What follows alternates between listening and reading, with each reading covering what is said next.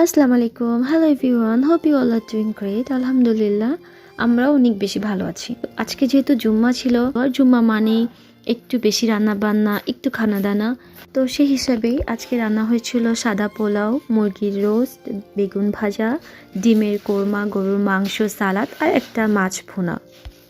আর এই রান্নার ফাঁকে ফাঁকে আমি একটু চাও খেয়ে নিচ্ছিলাম এবং সাথে আপির সাথে ফোনে কথাও বলছিলাম। আর আপির সাথে ফোনে কথা তো 24 ঘন্টার মধ্যেই সারাদিনই হতে থাকে। আর রান্নাগুলো সব আম্মুই করছিল আর আমি একটু হেল্প করছিলাম। আর আজকে আসলে ভাইয়ারা এসেছিল, ভাইয়া, ভাবি, বাবু, আম্মা এসেছিল।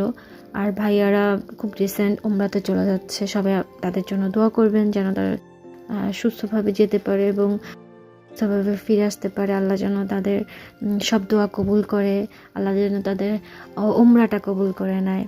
আর এই জন্যই আসলে একটা ছোট্ট গেট টুগেদার, কারণ ভাবিরা যখন যাবে তখন আমাদের খুলনাতে আর না থাকার পসিবিলিটিটাই আসলে বেশি, তো এই জন্য।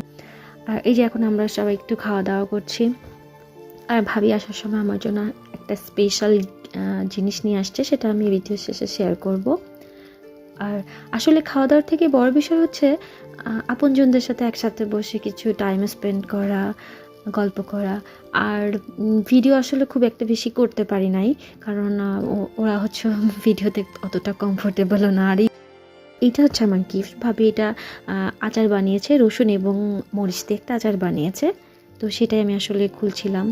আর আমি আচারটা টেস্টও করেছি, মাশাআল্লাহ অনেক মজা হয়েছে। আর ভাবি যে কোনো রান্নাই আসলে অনেক মজা হয়, উনি যেটা বানান সেটাই আসলে অনেক মজা হয়। আর এই মুহূর্তে যারা আমার ভিডিওটি দেখছেন তাদেরকে অসংখ্য ধন্যবাদ। আর আজকের মতো বিদায় নিচ্ছি, আপনারা অনেক বেশি ভালো থাকবেন। আল্লাহ হাফেজ।